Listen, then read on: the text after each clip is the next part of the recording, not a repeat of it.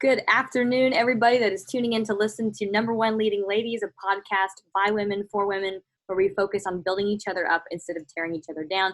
I feel on fire today. I had a great rest yesterday, so this is going to be a great podcast.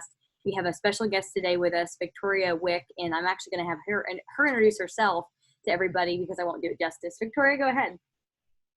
Well, thank you so much for inviting me to your show. And I love the concept of your show to have women finally not to tear each other apart. I've been advocating that we stop comparing and competing with ourselves, but actually to lift each other up, because that's the way we're all going to succeed in life and also in business. So I love that. Just going to a little bit about my background, I started out as a pretty poor immigrant. In fact, $30 back in 1989 1971 is when we came, but 89 is when I started my business. And I started my company with, I did a corporate thing for a little while where I was really, some of the meanest women at that time that I ran into were actually women. They were a lot meaner to me than most men would, and men were plenty mean enough. So that was pretty rough. So I actually left the company and did my own thing. And I had a dream of making $36,000 a year. I wanted to make $3,000 a month, so I could be a mom at home and take care of my children and kind of do what I love. You know, I'm an artist and I wanted to design jewelry, and everybody told me you're not going to succeed. And, you know, especially jewelry was a very connection oriented business, and a young girl with no connections, you know, female owned businesses were just not even heard of at that time. So now, as I speak to you, I think when my bio was written, which was like in 2017, I had done over $500 million in sales with the little company I started. Wow. So I will say that, and I'll say, Kaylee, on my way there, I have literally helped anybody, man, woman, anybody who has ever asked me for help. I've generously, shared what I know so that they wouldn't have to make the same mistakes. And so my company's been still growing since 2017, obviously. So I don't know what the number is today, but right now, my company is kind of on a cruise control, where my money's making money and my brand is making money on its own. And my products are sold in over 35 different countries. And, they're all over Western Europe, Eastern Europe, all of Asia, all of Middle East, North and South America. So you don't have to tear people down to get ahead in life. That's my whole point. That is an amazing message, seriously, because, being newer to the business world, I've been just so blown away by the amount of people that are willing to just cut people down, not just other women, but just the people going, oh, okay, you're new, you don't know. Okay, so I'm going to take advantage of it. And it's right. Like, it's not go good. for your job, find something else to do, because what ends up happening is the people that, can't collaborate, or the people that feel like they need to spend time doing that. And I've compared people that, like yourself, who have been very successful, with those that spend extra time to, like, literally not mind their own business. They might, for example, in real estate, they might have, I think I interviewed someone, 400 million assets under management or so. And then there's another couple I know that's very collaborative and very different. And they started after him in time, and they have over $1 billion in assets under management, so it's a big difference what you can do to treat people the right way. So that's a great message. Thank you so much for sharing that. I can't believe, I'm so blown away by the success that you've had. So I have a couple of questions for you, because I think that everyone in the interviews, anyone that we interview, has a different perspective based on the stage that they're at with their career, just getting started, etc. So this is cool. So one thing that I like to ask is, what would you say over time had been what it really took to make it? So, for example, a lot of people think business owners have it easy, that we can take time off, we can take a vacation, we can whatever. But in reality, what I find is that, we traded the 9 to 5 to work 100 plus hours a week kind of thing, especially in the beginning. And then, like, over time, like you're saying, on the back end, we figured out how to scale. But, some of us had to take out a loan to start our first business. Some of us had to live with our parents. Some of us had to make major sacrifices to finally then get to some traction. We're going, oh, people want to buy my stuff. It finally took this to get there. What did it take for you to get past all of the beginning stages of a startup, and then into getting to traction and knowing that you were doing something that you were going to scale? So I think that you might find that my story to be very different than most people because I didn't start out my company with a normal goal. Okay, so my goal was $3,000 a month, but also I was not willing to work more than 20 hours a week.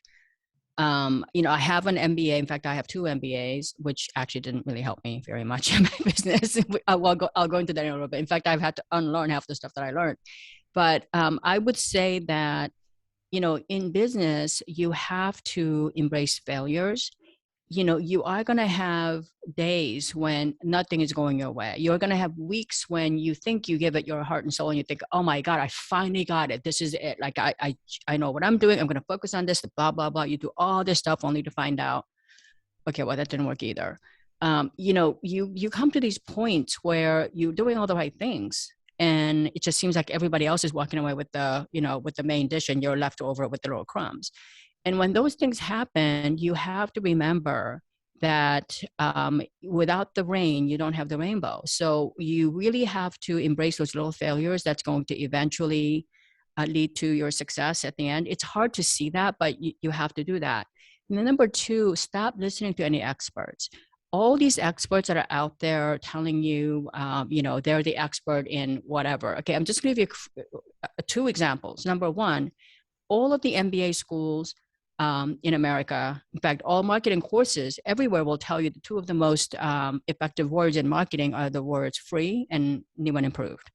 That's a lie. Okay, first, I'm going to tell you that right now, because nobody in the American public will believe that anything is free in life. Okay, even though they're getting the stuff for free, they know there's a catch. They know that it's not that good quality. They know that if you buy something else and you get this one for free, that they've actually marked the two things together. Okay, people are not that stupid. Okay, so they know that. Number two, new and improved. Well, if it's new, it can't be really improved, would it be, right? So if you think that's a contradiction by itself. So to me, so I started my life here with $30. We had no money. That's seven people, my family of seven, five kids and two, parents, $30. So, we didn't actually, like, we had to go get a single orange and cut them into 8 sections. We didn't have any money. Okay. So when I started my company, I didn't have any money. So I didn't have credit. I didn't know anybody. So I had to make do with what I don't have, which, instead of bitching about what you don't have connections, you don't have expertise, you don't have money, you don't have customers, all these things, think about something that you do have and kind of work with that. So for me, I'm going to tell you up front, the $500 million journey. In fact, right now, I would guess I'm at a 700 million or something. But here's the deal. I've only spent like $10,000 or less in total advertising for the whole time. Okay. So it was all kind of word of mouth, creating a premium trusted brand in my category. So I elevated, innovated, and then eventually dominated my category. So stop listening to experts because everybody listens to the same people and they all do the same thing, and 80% of those businesses fail. Okay, so kind of keep that in mind.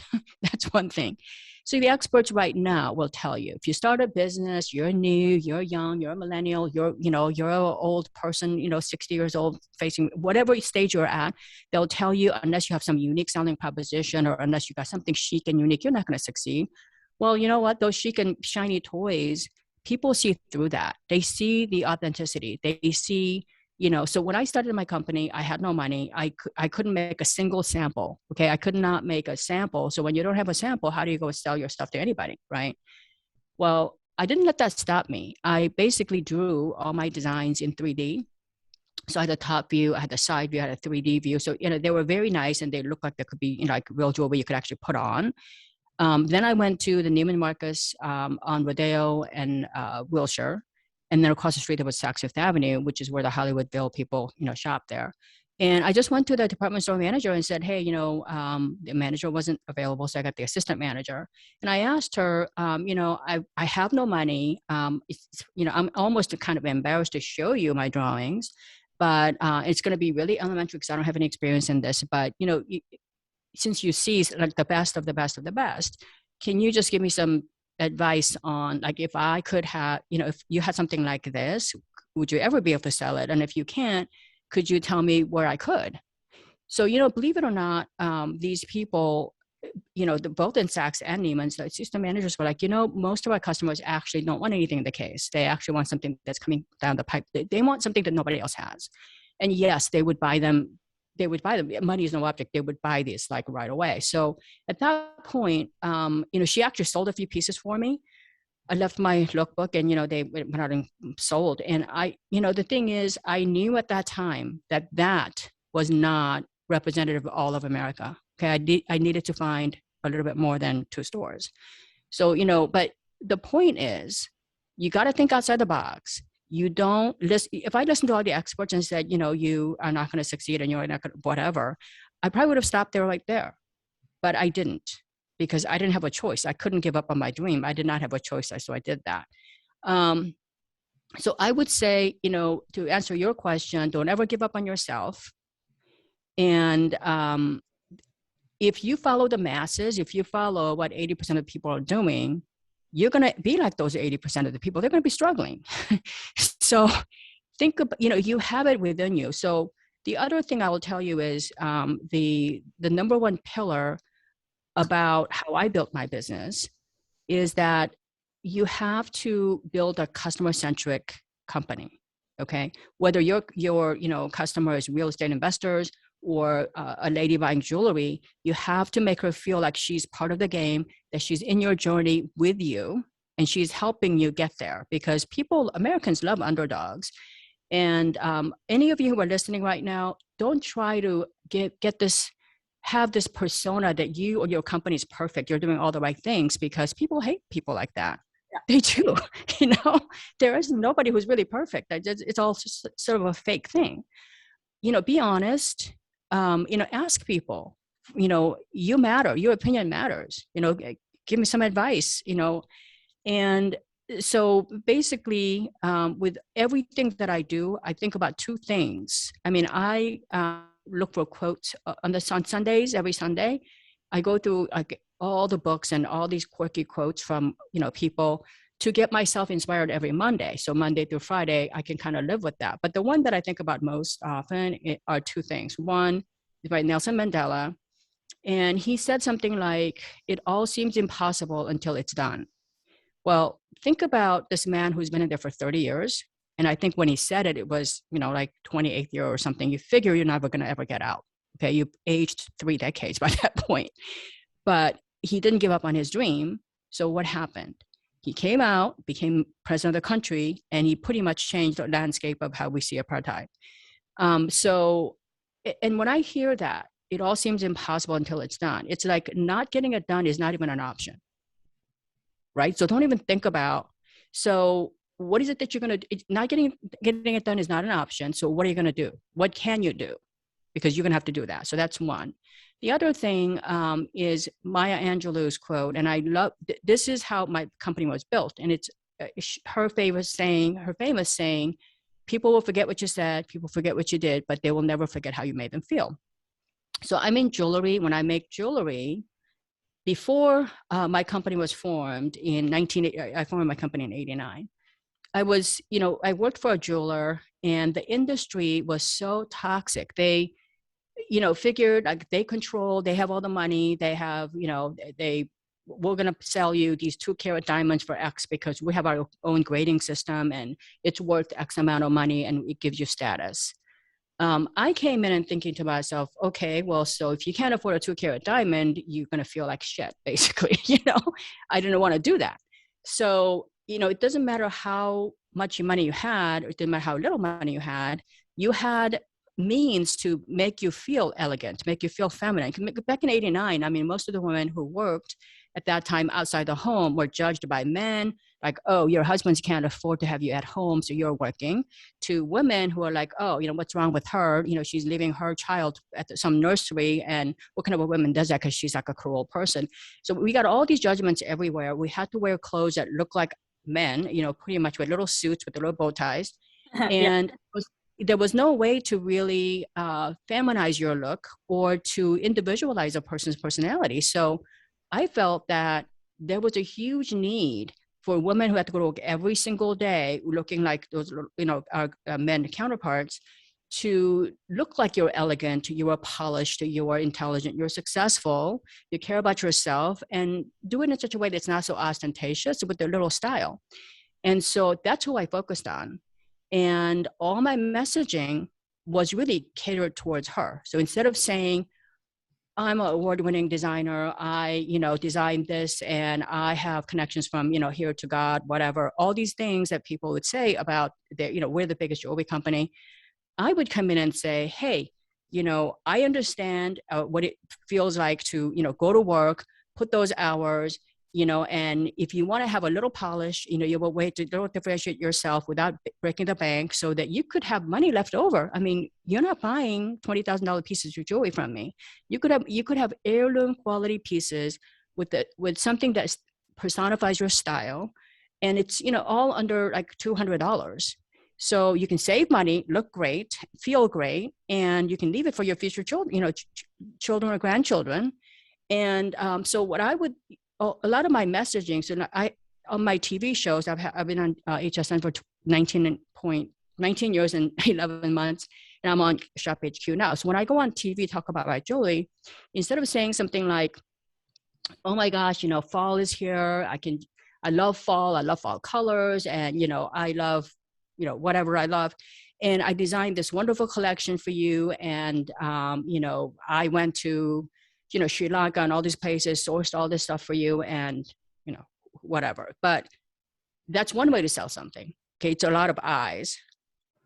Or you could say something like, you know what? I know that you guys love fall because when fall comes around, you get all those great clothes that you could wear. And guess what? Right around the corner from fall is Thanksgiving, when you're going to get together with your family and friends and people that matters the most to you. When you have those wonderful gatherings, you can glow and you can, sparkle, and you can do all this without having to break the bank. Now, I use the word you like 5 times for the one eye. Okay. So what happens is you're almost in the living room with them. So who are they going to buy from? The one that says, I'm great. The other one says, I think about you, right? How are you going to wear it? So I think in the answering your question, think about who you're serving, believe in yourself, and you have to believe that you are the very best person to serve that customer base. And if you're not, you have to keep working to be the best. That's all it really takes, really, Kaylee. This is so good. Like more. I have so many notes written down. I need to get a whole legal pad. This is great. I mean, such a long-winded answer, but it is what it is. No, your perspective is awesome because, again, like I mentioned, we're all in different phases of building our business, whether we haven't yet or we're struggling, or like for me, I'm starting to get traction and trying to figure out how to best serve those people. And so I'm trying to reach out for feedback at this point in time and figure out, how do we pivot now, to give everybody the best experience. And that's kind of, so I've gotten some awesome advice, and everyone that's listening, I would definitely take it from someone who's done it. Again, one thing I talk about all the time, whether it's on a podcast or book or whatever, is just that, a lot of people talk, a lot of people try to give advice. They haven't done a thing. They've never done it. So we're listening to someone now who's done it. And on the back end is saying, okay, looking back, here's what it took. So really write this down like I am. And then I'm going to look at this like on my Wednesday team meeting and go, hey guys, here's what we're doing, So this is great. One question that we do like to ask everybody that we have on the podcast is, what would you say has been your biggest lesson? Well, I think that the biggest lesson is really, I have a real problem. I still struggle with this. So I'm going to full disclosure here. When you have to picture me 30 years ago. I was younger and I looked like, I used to go to theaters when I was 30 years old, and they would say, are you guys minors? Because I look so, Asian people. So they're like, I could have just said yes, and I could have gotten junior tickets until I was 40 or something. So I looked pretty young. I looked like a kid. And so I was kind of underestimated a lot by a lot of people that I was buying from. And I was too naive to kind of figure out, a lot of these people didn't have great intentions, and they've actually practiced, being a vulture all their lives. And so I got taken quite a bit, like for example, when I first got my orders, um, and I was finally going to make like 8 samples. And remember, I had no money. So, samples cost somewhere between $300 to $1,200, depending on the complexity of the original sample. If your product is highly original, that's what they're going to cost you. So I finally, after I got the order, I was like, okay, well, I want to make sure that it comes in correctly or whatever. So I told her, like, don't sell anything, like, don't take any money until like I get the samples. Well, I got this when I went to a shop for manufacturers. Manufacturers would ask me, so, if I make this sample for you, how many can you sell? Okay. Well, being a really honest, naive person, I didn't tell them I had orders waiting or anything. I just told them, I don't know. I mean, I could sell 1, I could sell 10, I could sell 1,000, but whatever it is, it's going to be a guess. I mean, I'm brand new. I'm just going to tell you upfront, I'm brand new. And if you can't afford to sell it to me at cost, then you just have to let me know that. I'll go to the next person. So, 3 or 4 people said, no, we don't want to do business with you because they figured like you're a real long shot. Okay. They didn't want to take the time to do that. Couple of people said, yeah, we'll do it because they saw the quality of those designs. They saw that they're highly marketable. They saw it's very fresh designs. So instead of like saying, pay me money up front or whatever, they made those samples and they never sent it to me. They sent it to all my competitors. So, and I didn't even know it. I was too stupid to even know that. I contacted them and everything. I didn't know that. So these manufacturers knew that if they sent the samples to me, it's just going to go to waste. Okay. But if they sent it to somebody that's already doing business with Saks or Neiman's or Macy's or whoever, they figured they'd get an order right away because they also knew that even if I got the order, since I didn't have money, how was she going to afford how was she going to kind of float the money? Right. So all this happened to me over and over and over again, just because I'm a very down to earth, I don't have anything flashy. Like when I go to Hong Kong or China or, any of these places where things are actually manufactured, I kind of travel to all these places, the factories with like a JanSport backpack. I don't actually go with, fancy handbags or anything because, I'm making money off of their labor and these people may be making $50, $100 a month. So I don't feel right to, kind of be the show off. So out of respect, so they probably figured I don't have any money. So, pretty much I got, and those companies, sold it to places like QVC, Saks. Oh, my stuff was selling everywhere. He sent me back like 6 months. So, and even now though, Kaylee, I still, the shysters now at a bigger scale. Okay.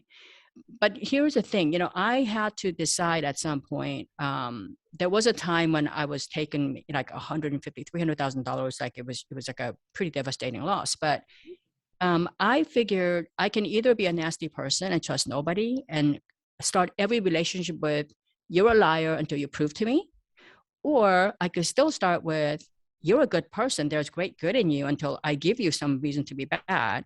So trust the person until they do something bad. But now that's what I'm doing. I'm trusting people, but I'm managing the responsibilities that they could have. I'll test them small, that kind of thing. So I think that's a huge lesson that as females, we're underestimated a lot. In the beginning, I used to kind of get angry, like, oh, they would never talk to a guy this way or whatever. But at some point, I just realized, being underestimated is a really good thing because they don't expect anything from me. So eventually I kind of made a kind of living out of being underestimated, not like a professional underestimated, non-victim. Let's put it that way. Oh my God, that is like the best lesson I think I've heard just because it's so applicable to me personally. And I hate to make this about me or whatever, but I'm sitting there going, yes, yes, yes. Oh my God, like all the things that you're saying, but you're coming out on the back end. And I'm in that place right now where I'm trying to not let it jade me. And I'm like, like, what do I do right now? Yeah, not to interrupt you, but that's where I was when I first started. Like you're so young and fresh looking. And, they figure somebody who's been in business a long time might look at you and go, what could that girl actually really know? Okay, so I'm just gonna like live off, like get her to introduce me to 6 other people and just pluck whatever she has good out of that because she can't do anything. So I might as well make something out of it. And if I do something really great, I might if I really, because I'm such a nice person, I might just give her some crumbs. people have a very Uh-huh. bizarre way of thinking their generosity, but that has happened to me many times. Uh-huh. And but it didn't stop me from being a good person. It didn't stop me from like I have helped so many people get on TV, like on HSN. And I mean, seriously, some of these people have made 50, 100 millions of dollars of sales off of me because one thing I do know is how to talk to American women. I have more than 10 to 15 million women who purchase my jewelry in my career. So I know how to talk to them. I know what gets them going, and I know how they feel, and I know how do they shop. So these are like information that a lot of people, won't have, but I still share it, because I'm not at the point where I need to make money every day to survive. I would have been happy. My goal was 36,000 a year. Okay. But I would have been happy if I only ended up with 24,000. That was my, like home run situation.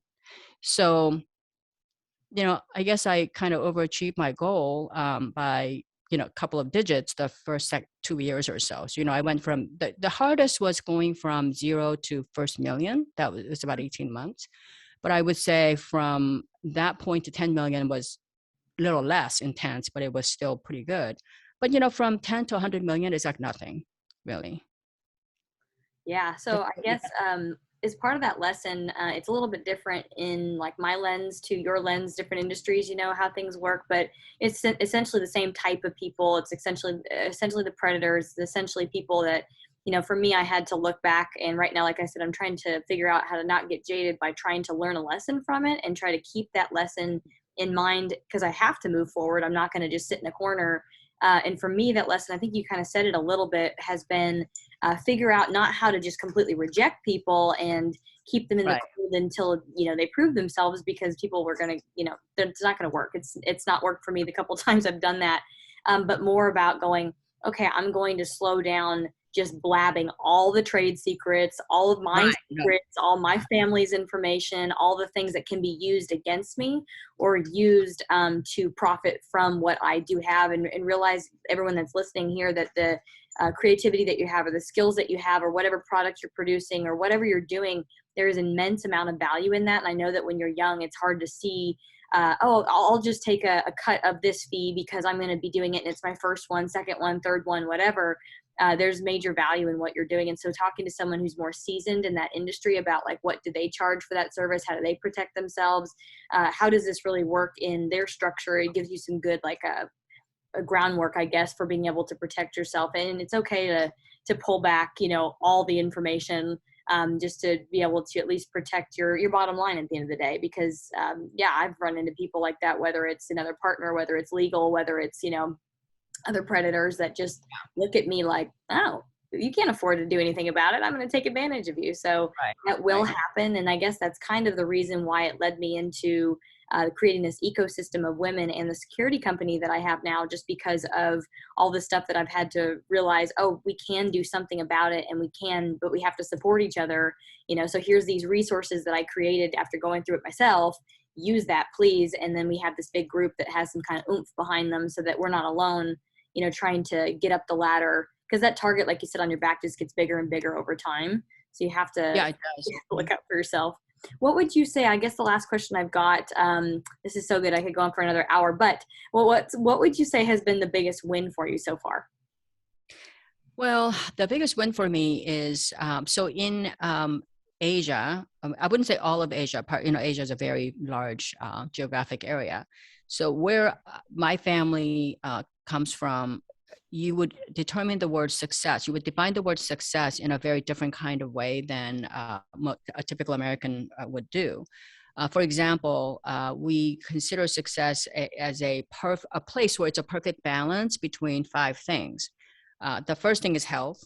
The second thing is wisdom. And then the third thing is like quality of your relationships, like relationship with your parents, your kids, people who you care about. And then longevity of life, because, that's also a blessing. And then the last thing on that spectrum is wealth, okay, like monetary wealth. So I would say the biggest win for me is, we came here as immigrants. I saw my parents for like a first time doing manual labor. Like the next day when he found out his money was all frozen, like we actually lived a pretty good life in South Korea. Came here, Korea was run by military junta. They froze all the assets. So when my father found out he didn't have any money, he actually just walked down the street, didn't speak English either, like pumped gas. Okay, so pumping gas, cleaning office buildings, all this stuff. So I was able to, I would say about my third or fourth year, I was actually able to put my both of my parents back to school, have them realize their dreams. So my father actually went back to a 4-year college where it's a Oriental medicine medical school, and he eventually became the president of the university, and put my mother back to school. And I have an amazing. I would say I got all 5 of that. I mean, longevity, that's to be determined because I'm still not that old. But when it comes to wealth, I have more than I ever thought was imaginable for me. And I realized that like when I was maybe 40 or something, 35ish. And the other thing is I have millions, literally millions and millions and millions of women that look up to me, that's experienced what it's like to have heirloom quality jewelry that they didn't have to pay a fortune for. I mean, during COVID, I heard from so many people, is your family okay? Like, even if it's on Facebook or whatever, that's enormous. A lot of people don't even have family that reach out to them, so it's really enormous. And I would say that being able to, I kind of felt guilty during COVID. And that's why I started my podcast, Million Dollar Hobbies, because I worked really hard. I still have an amazing work ethic. I get up every morning at 5:30. And I've been a pretty, kind person to everyone who's ever come to me for help. Even if I know they're going to stab me in the back, I still feel like that's my duty to help people. But I still felt like during COVID, as you know, during COVID, all the online businesses went, they had like a real heyday. So my business was on fire. I was doing my TV shows out of my living room as opposed to having to fly there. And, money was coming easier. I was spending time with my family. They're all healthy. And I felt like, you know what? I shouldn't be this selfish. Like I just have so much to give. So I started doing my podcast and I started offering free workshops, which by the way, you and your team are invited to come to. It's only open to 20 people a month because I kind of want to have meaningful conversations with whoever comes there. But I took the 6 key pillars that any business would need to build an empire. You can always build the business, making more revenues than costs, so that you're actually, you have a business that's profitable. But in order for you to scale up to the level that I have, you're going to need to build a premium brand. And so I took the 6 key pillars, like, mastering storytelling. What story are you going to take? Because everybody's story is important, and that's the most valuable thing you can have, actually, if you're a small company. So I do these workshops for free, and basically they've been very successful. Like the first time I gave how to get visible thing, I think I had like 300 people sign up the first hour, and it's a couple thousand people who had to stop it. And that's when I decided I want to do smaller workshops because it took me like 4 hours just to get through the questions, but there's so many people there. So I kind of wanted to have, and I can't do this all the time because I still have a very active business, all these countries. But what I'm doing is giving some time that I can and giving them real, valuable, actionable information. And and then there are some companies, Kaylee, like I did one of the participants was a guy who built a whole new platform. He's got 50,000 people on his platform. And, it's like that's already like $100 million business. And he said, I can't stop thinking about all the storytelling we could do, blah, blah, blah. So, they keep coming back. So, some of them are very small. Some of them are bigger companies that are tech oriented, but they don't know how to do the emotional connection. So I'm doing all the 6 of the key things that I think a modern entrepreneur would need. So you guys can come and, first of all, listen to my podcast, which I bring in only people that have incredible transformation story. So for example, we went through the manufacturing industrial age, 100 years ago. Then we went through information age where people were paying for information, their data, and you were buying for keyword searches, you're buying all this stuff. Today, it's all basically for free, right? All the information out there is all free. today, people don't pay for information anymore. They're paying for transformation, only if you can actually deliver transformation, right? So I bring in people on my podcast of incredible transformation stories, and most of them have never gone to college. Most of them have never been to any trade school in their field, but all they had was this heart, and they're all doing more than $1 million worth of business. Some of them are like $200-300 million. So I do that, and then combined with the free workshops I give, I think that, and then I have a book coming up that they can sign up to, that actually it's I've taken my company in 7 very simple steps to scale it. So, it's that's my service to society. And I work with a lot of women's networks. I'm the co-director of the Global Society of Female Entrepreneurs, San Diego chapter. We're very active, helping female-owned businesses. So, that's what I try to do. So. Wow, Victoria, I am beyond impressed and blown away by the time that you've spent with us, and the amount of information and value that you've given us, whether, it's another female that's starting an ice cream business or wherever she's at in her career, or mentally preparing for the journey that's ahead, wherever we're at. I mean, it's just incredible the amount of value you've been able to provide to our audience. Thank you so much. And for the extra time today too. And everybody that's listening right now, I just want to thank you as well for hanging in there with us. This is an extra long podcast, and I really wanted to continue on just because there's so much here. I mean, Victoria, if anyone is listening to this podcast or watching this later, how can they get a hold of you and engage with what your mission is? Yeah, they can come to victoriawieck.com. It's WIECK.com. And ladies, if you are somebody who's done anything, okay, even if you have failed in everything you've done, you have value, meaning that if you're going from here to, from San Diego to San Francisco, and you never actually got to San Francisco, your car stopped, somewhere up in Bakersfield, you have still seen all the landmines. You have still seen the dangers, right? So you have value. In fact, those people have probably more value than people who never paid attention and just got straight there. So, if you are able, connect with somebody, anybody, and share your information, because that might help somebody. It actually might, turn their lives around. And I think that if you do that, that would be worth, your time. So thank you for hanging in there too. I didn't mean to be so wordy with all my questions, but as you can see, I'm a little passionate about my situation. So that's awesome. Yeah. To see. I mean, it's genuine and real and transformative, obviously. So everyone that's listening, I really look forward to the effect in everyone's life that is listening to the motivation that you provided, the information that you provided, and then resources as well. I'm going to touch base with you after this as well. There's a lot of synergy that I see, but everybody that's been listening today, thank you so much. This has been Victoria Wieck, an awesome, amazing, impressive entrepreneur that we've had on the show today. If you're looking for any more episodes, we'll be back again next week, interviewing another leading lady on our podcast, working to build each other up instead of tear each other down. And I will see you guys soon. This is Kaylee. See you next week.